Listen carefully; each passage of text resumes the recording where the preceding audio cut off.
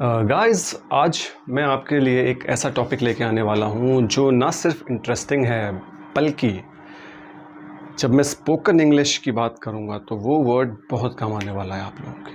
और वो वर्ड ऐसा है कि शायद ही कोई इंसान जो उस वर्ड को बोलता ना हो, specially in terms of speaking. Word कौन सा है मैं आपको बताता हूँ। वर्ड कौन सा है, वो वर्ड है which is very common and that is called gate.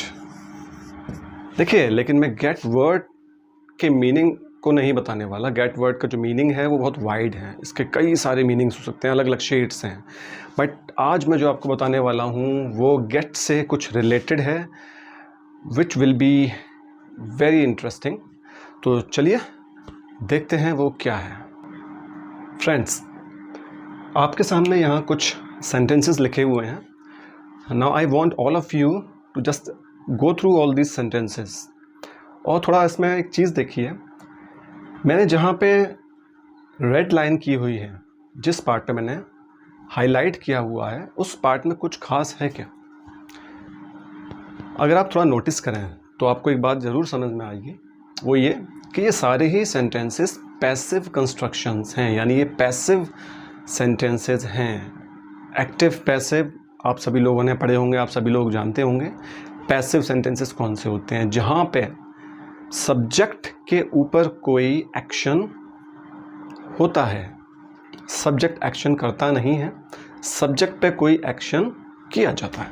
चलिए जी, तो उसके लिए हमने ये देखा कि पैसिव में हम लोग बी फॉर्म यूज़ करते हैं, यानी इज़, एम, आर, वॉज, वर, या फिर फ्यूचर की बात करते हैं विल बी, राइट। लेकिन एक और तरीका होता है हमारे पास पैसिव बनाने का, वो होता है गेट के साथ। तो ये जो हमारे सारे सेंटेंसेस हैं ये पैसिव कंस्ट्रक्शंस हैं। फ़र्क ये है यहाँ गेट के साथ पैसिव बनाया गया है। जैसे बी के साथ पैसिव बनाया जाता है बी प्लस एक्शन की थर्ड फॉर्म या पार्टिसिपल, पास्ट पार्टिसिपल फॉर्म, उसी तरह गेट के साथ भी एक्शन की पास्ट पार्टिसिपल फॉर्म है। ये गेट की फॉर्म है, ये मैरिड आपकी एक्शन की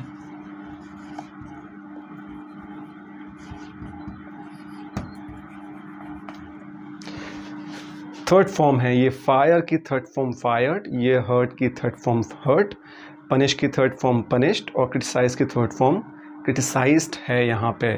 यानी वो कौन से कंस्ट्रक्शन हैं जो गेट के साथ बनाए जाते हैं, इनको हमें समझना है कि गेट के साथ भी पैसिव कंस्ट्रक्शंस बनाए जाते हैं। ये बहुत कॉमन है, बहुत कॉमनली हम इनको बोलते हैं, और स्पेशली स्पोकन में इनको हम बहुत बोलते हैं। ये इनफॉर्मल थोड़े माने जाते हैं, फॉर्मल नहीं माने जाते उतने, यानी उतने औपचारिक नहीं है। फॉर्मल नहीं हो कि ये इनफॉर्मल माने जाते हैं, यानी बातचीत में हम इनको बोलना ज़्यादा पसंद करते हैं। I got married last year, he will get fired by the company, the player got hurt, we get punished by our teacher, I am always getting criticised for my views. मैं आपको बताने वाला हूँ कुछ इंपॉर्टेंट बातें कि gate के साथ हम पैसिव कंस्ट्रक्शंस कहाँ यूज़ करते हैं। मैं ज़रा उन पॉइंट्स पे अभी फोकस करने वाला हूँ। गाइस चलिए अभी हम देखते हैं गेट को पैसिव फॉर्म में यूज़ कहाँ करना है, ठीक है। देखिए, गेट को पैसिव फॉर्म में यूज़ हम करते हैं कुछ सर्टेन सिचुएशंस होती हैं, जैसे कि ऐसी सिचुएशन जहाँ एलिमेंट ऑफ सरप्राइज होता है, ठीक है। एलिमेंट ऑफ सरप्राइज होता है, मैंने एक एग्जांपल दिया है, वाओ आई गॉट प्रमोटेड, जहाँ सडन हमें कोई चीज़ मिलती है। वो चीज़ अच्छी भी हो सकती है, बुरी भी हो सकती है आपके लिए, बट सडन होती है, ठीक है। वहाँ हम गेट यूज़ करते हैं। कोई फॉर्च्यून है, ठीक है, बाई फेट बाई फॉर्च्यून आपको कोई चीज़ मिलती है, या आपके साथ कोई एक्शन होता है, जैसे कि यहाँ एक एक्शन हुआ कि I got saved by God's grace, आप बच गए, है ना, यू गॉट सेव्ड। अब अचानक ये बचना, अचानक भगवान की ग्रेस से, भगवान की कृपा से, ये भी एक तरह से फॉर्च्यून है। अगेन कुछ ऐसी चीज़ है जो कि अनएक्सपेक्टेडली होती है। अनएक्सपेक्टेड एक्शन भी कोई आपके साथ हो सकता है, like he got fired without intimation, उसको बाहर निकाल दिया गया नौकरी से बिना उसको बताए गए। इंटीमेशन मीन्स एक ड्यू इन्फॉर्मेशन, पहले से ही इन्फॉर्मेशन देना किसी भी चीज़ की। तो इसके अलावा स्ट्रॉन्ग फीलिंग्स, कई बार स्ट्रॉन्ग फीलिंग्स को भी एक्सप्रेस करने के लिए हम पैसिव में बी की जगह गेट यूज़ करते हैं। You will get paid for this, ठीक है। गुस्से में कहे गए ये वर्ड्स हैं, यू विल गेट पेड, तुम्हें कीमत चुकानी पड़ेगी। गुस्से में किसी ने बोला है, स्ट्रॉन्ग फीलिंग्स यहाँ आ रही हैं। देखिए, तो बेसिक जो डिफरेंस है बी से जो पैसिव कंस्ट्रक्शंस बनते हैं और जो गेट से पैसिव कंस्ट्रक्शंस बनते हैं, उनमें बेसिक डिफरेंस ये है कि बी यानी इज, एम, आर या वॉज, वर या विल बी, इनसे जो पैसिव कंस्ट्रक्शन बनते हैं उनमें क्या होता है, केवल एक ऑब्जर्वेशन किया जाता है। हमने चीज़ों को देखा और उनको बोल दिया, ठीक है। वहाँ कोई स्ट्रॉन्ग फीलिंग इन्वॉल्व नहीं होती है। ऑब्जर्वेशन किया, हमने बोल दिया। जहाँ स्ट्रॉन्ग फीलिंग है, सडन कोई चीज़ होती है, सडन कोई एक्शन होता है, या आपके साथ कोई ऐसा एक्शन होता है जिससे आप विक्टिम फील करते हैं अपने आप को, यानी आपको लगता है कि आपके साथ गलत हुआ है, आप हर्ट हुए हैं, ऐसी जगहों पे आप गेट यूज़ करते हैं। ये जो प्लेसेस हैं, ये जो सिचुएशंस हैं, यहाँ आप गेट यूज़ करते हैं। देखिए, सटल डिफरेंस है, ये एक सूक्ष्म डिफरेंस है। ऐसा नहीं है कि अगर आप गेट की जगह बी यूज़ करते हैं, is, am, are etcetera use करते हैं तो वो गलत होगा, गलत नहीं होगा।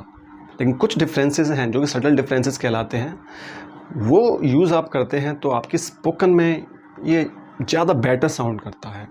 और ये जितने भी हैं गेट से जो है रिलेटेड, ये यूजुअली स्पोकन में यूज़ होते हैं, फॉर्मल में यूज़ नहीं होते उतना जितना ये कैजुअल लैंग्वेज में यूज़ होते हैं, ठीक है। फॉर्मल में हम लोग बी वाले एक्सप्रेशंस यूज़ करते हैं गाइस। उसके अलावा कुछ ऐसी जगह भी हैं जहाँ कॉमनली ये गेट पैसिव कंस्ट्रक्शन में यूज़ होता है। वो कॉमन एक्सप्रेशंस हैं, जैसे कि I get lost when I was hiking, get lost, ठीक है।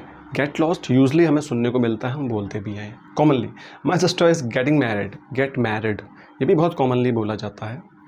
I need to get dressed, usually बोलते हैं कि गेट ड्रेस्ड। इसके अलावा मेल्स गेट डिलीवर्ड ऑटोमेटिकली, ठीक है, गेट डिलीवर्ड।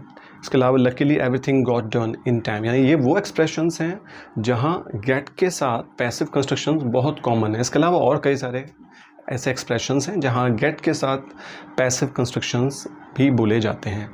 खैर दोस्तों, मैंने आपको यहाँ गेट को कैसे पैसिवली यूज़ करना है, क्यों यूज़ किया जाता है, ये मैंने आपको बताया। बेसिक डिफरेंस है वो मैंने आपको बताया कि बी के साथ जब यूज़ किया जाता है वो एक ऑब्जर्वेशनल होता है केवल, वहाँ हम एम्फेसाइज़ नहीं करते हैं, प्लेनली यूज़ करते हैं।